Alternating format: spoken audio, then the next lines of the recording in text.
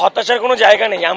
আমরা আলোচনার দিক খুলে রেখেছিলাম বলেই আমরা গেছিলাম। আমরা চেয়েছিলাম যে সুস্থভাবে আলোচনাটা হোক, বিষয়টা মিটিয়ে যাক। কিন্তু যারা অপরপক্ষে ছিল তারা হয়তো মন থেকে চায়নি। একটা কি লাইভ স্ট্রিমিংয়ের ব্যবস্থা করা যেতে পারতো না? এতটাই আমাদের সব কিছু অপারগ হয়ে গেছে আমাদের পশ্চিমবঙ্গের সব সিস্টেম, একটার পর একটা সিস্টেম তো আমরা দেখছি অপারগ, অকেজো। এই সিস্টেমটাও কি এইভাবে অকেজো করে দিতে চাইছেন আপনারা? কেন হবে না? আমরা কি হাতি ঘোড়া পালকি চেয়েছি? শুধুমাত্র লাইভ স্ট্রিমিং চাওয়া হয়েছিল। কেন? হয়তো উনি চাননি মনে থেকে, আমরা তো চেয়েছি, আমাদেরকে এখনও ডাকলে আমরা যাব, কিন্তু লাইভ স্ট্রিমিং করতে হবে। আমরা সবসময় আশা রেখেছি, আমরা প্রত্যেকে এই প্রতিবাদ নিয়ে আমরা আশা রেখেছি, প্রত্যেকে আমরা এই ব্যাপারটা সুস্থ সমাধান যাতে হয় তার জন্য আমরা আশা রেখেছি। তার জন্য সর্বাত্মকরূপে সবাই চেষ্টা করছে।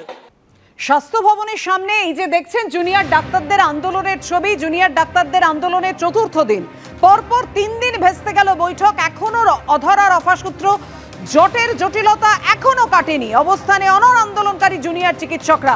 সরাসরি চলে যাব, আমাদের সঙ্গে রয়েছেন আমাদের প্রতিনিধি ঝিলম করঞ্জাই। ঝিলম, গতকালই জুনিয়র চিকিৎসকরা জানিয়ে দিয়েছেন 32-33 দিন কেন, যতক্ষণ না তারা বিচার পাবেন তারা এভাবেই মাটি কামড়ে আন্দোলনে পড়ে থাকবেন।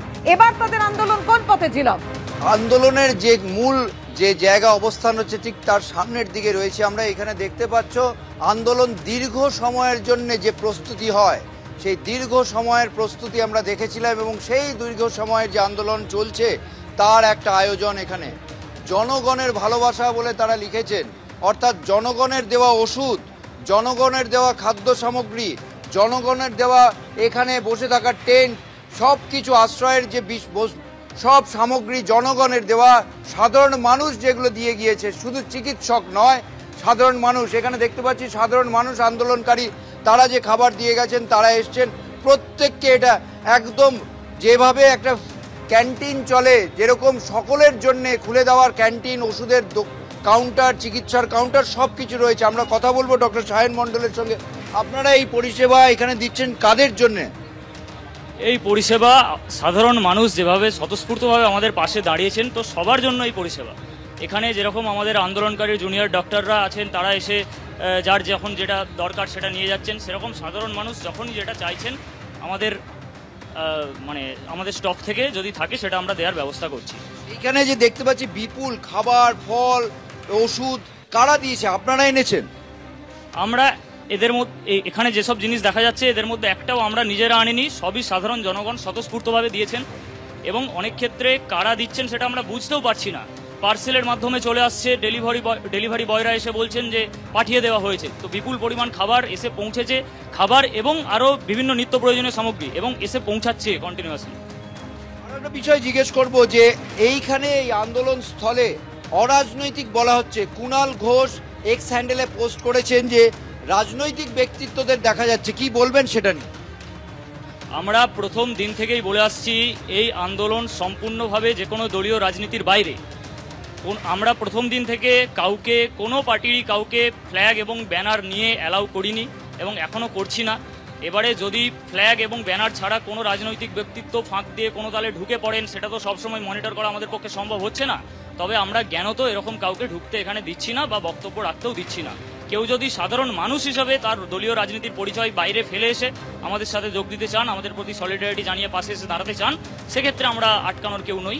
কিন্তু কোনোরকমভাবে দলীয় রাজনীতির বাতাবরণ নিয়ে এখানে উপস্থিত হলে আমরা কিন্তু তাদেরকে এখানে থাকতে দিচ্ছি না।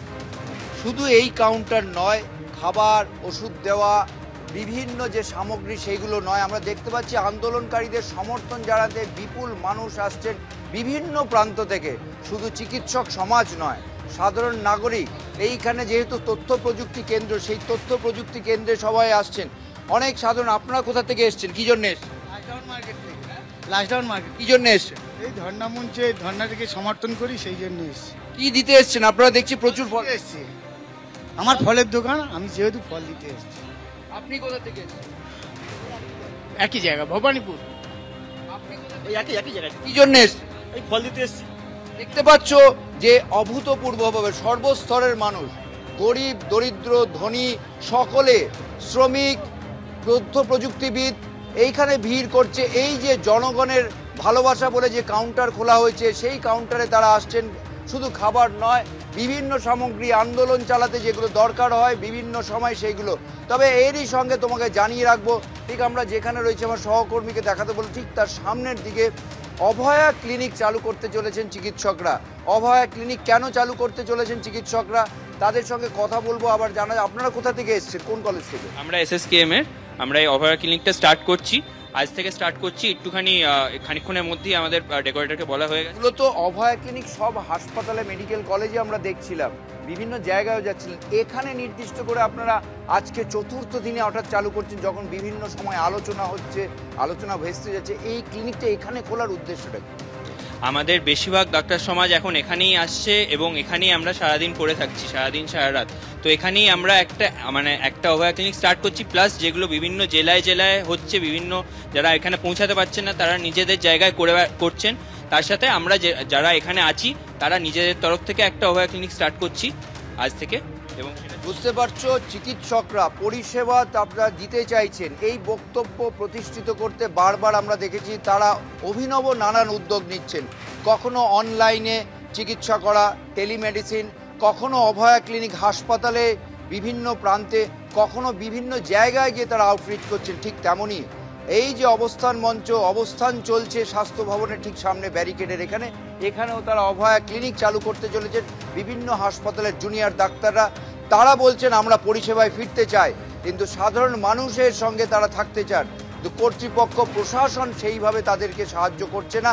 তাদের যে বার্তা, সেই বার্তা প্রশাসন সাড়া দিচ্ছেন না। যদিও তারা এখনো প্রস্তুত আলোচনার জন্য, এখনো প্রস্তুত, প্রশাসন সরকার যদি ডাক দেয় তারা যেতে প্রস্তুত। তবে তাদের যে বক্তব্যগুলো আছে যে লাইভ স্ট্রিমিং করতে হবে, তাদের এই লাইভ স্ট্রিমিং করার বিষয় নিয়ে গতকাল জটিলতা হয়ে শেষমেশ আলোচনা ভেস্তে যায়। তবে তাদের এই বিষয়ে এখনও অনড় আছেন। আর পাশাপাশি জানিয়ে রাখবো, তাদের পক্ষ থেকে রাষ্ট্রপতির সঙ্গে যোগাযোগ করে তার একটা হস্তক্ষেপের চেষ্টা করা হচ্ছে, যদিও সেই বিষয় নিয়ে এখনও বিশেষ কোনো সাফল্য পাওয়া যায়নি। এর আগে রাষ্ট্রপতির কাছে পুরো বিষয়টা জানিয়ে ইমেল করা হয়েছিল বলে জুনিয়র ডাক্তারদের সূত্র মারফত জানা যাচ্ছে।